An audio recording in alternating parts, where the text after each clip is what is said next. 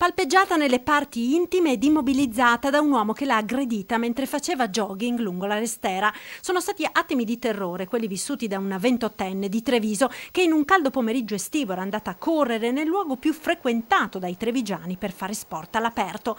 La ragazza è stata avvicinata da un uomo in bicicletta che prima le ha fatto pesanti avance di natura sessuale, poi l'ha aggredita. La giovane, terrorizzata al punto da avere l'impressione che l'uomo volesse gettarla in acqua, ha reagito gridando con tutto il fiato che aveva in gola. È riuscita così ad attirare l'attenzione di due anziani che stavano sopraggiungendo.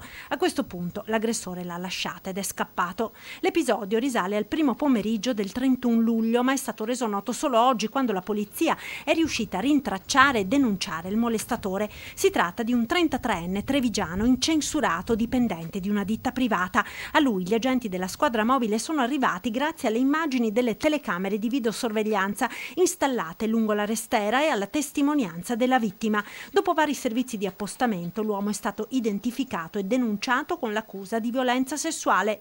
Il sindaco Conte ringrazia la polizia per l'operato. Intanto porto anche la vicinanza ovviamente alla vittima, perché è stata sicuramente un'esperienza da dimenticare. È stata molto brava perché nel richiamare il soccorso poi ha avvisato prontamente e subito le forze dell'ordine e quindi è stato possibile poi risalire al responsabile. Una violenza molto simile a quella verificatasi negli stessi giorni nel parco dello Storga, dove una donna che passeggiava è stata aggredita da un maniaco e si è salvata riuscendo a raggiungere gli orti urbani.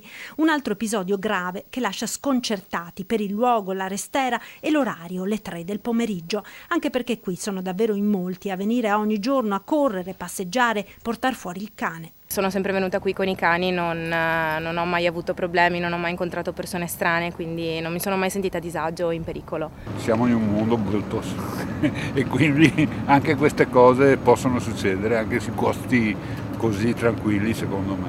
Bisogna stare sempre attenti perché appunto non è proprio che ci siano tanto movimento, perciò sempre allerta. Io mi sentirei tranquilla. Ormai non siamo più sicuri da nessuna parte, diciamo, però io sono per il vivi e lascia vivere, quindi cammino e spero che non mi succeda nulla.